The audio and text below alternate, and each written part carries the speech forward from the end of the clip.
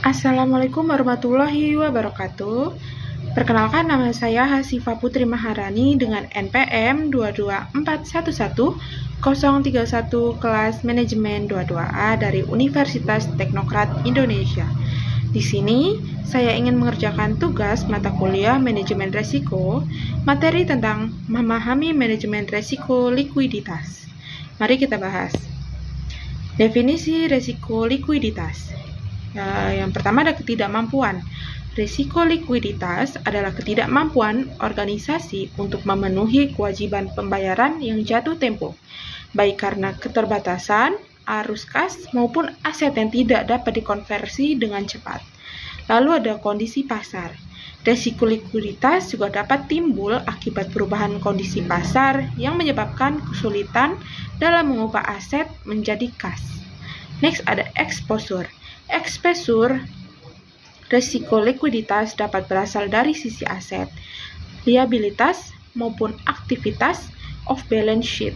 Next, pentingnya manajemen risiko likuiditas, yaitu yang pertama, stabilitas keuangan. Manajemen risiko likuiditas yang efektif membantu menjaga stabilitas keuangan organisasi dalam jangka pendek dan jangka panjang. Lalu ada kelangsungan usaha. Pengelolaan risiko likuiditas yang baik mencegah krisis likuiditas yang dapat mengancam kelangsungan usaha. Lalu ada kepatuhan regulasi.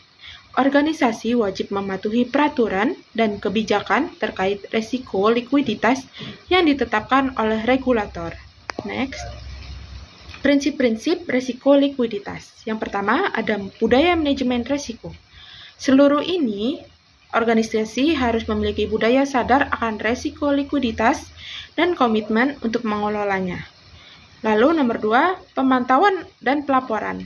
Organisasi harus memiliki sistem pemantauan dan pelaporan risiko likuiditas yang akurat dan tepat waktu.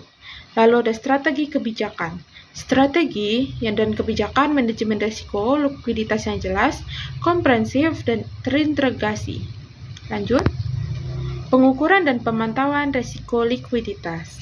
Risiko likuiditas, penggunaan rasio-rasio likuiditas seperti loan to deposit ratio dan liquidity coverage ratio untuk mengukur dan memantau eksposur risiko likuiditas. Lalu ada analisis arus kas. Proyeksi arus kas masuk dan keluar untuk mengidentifikasi potensi kesenjangan likuiditas di masa yang akan datang. Lalu ada uji stres. Melakukan uji stres untuk mengukur ketahanan likuiditas organisasi dalam menghadapi skenario kondisi pasar yang buruk. Lalu ada pemantauan indikator. Memantau berbagai indikator peringatan dini terkait risiko likuiditas untuk mengantisipasi potensi krisis. Lanjut.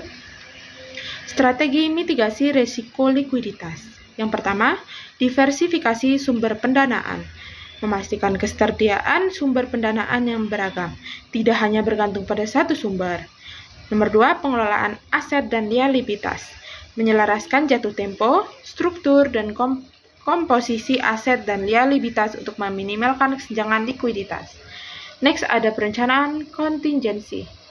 Menyiapkan rencana kontingensi untuk menghadapi situasi krisis likuiditas termasuk sumber pendanaan darurat. Lanjut. Peran regulator dan kebijakan terkait. Yang pertama, regulasi. Regulator menetapkan standar dan aturan terkait manajemen risiko likuiditas yang wajib dipatuhi organisasi. Lalu ada kebijakan. Regulator juga menerbitkan kebijakan dan panduan untuk mendorong penerapan praktik manajemen risiko likuiditas yang baik. Lalu ada pengawasan. Regulator melakukan pengawasan dan pemeriksaan untuk memastikan kepatuhan organisasi terhadap regulasi terkait. Next, kesimpulan dan rekomendasi.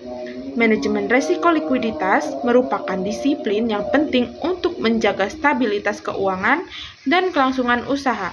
Organisasi harus menerapkan prinsip-prinsip manajemen risiko yang solid, ditopang oleh pengukuran pemantauan dan mitigasi yang efektif.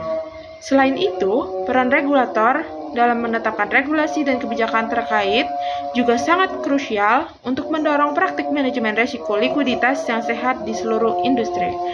Baik, itu saja materi yang dapat saya sampaikan. Bila ada salahnya dan ada kurangnya, saya mohon maaf. Saya akhiri. Wassalamualaikum warahmatullahi wabarakatuh.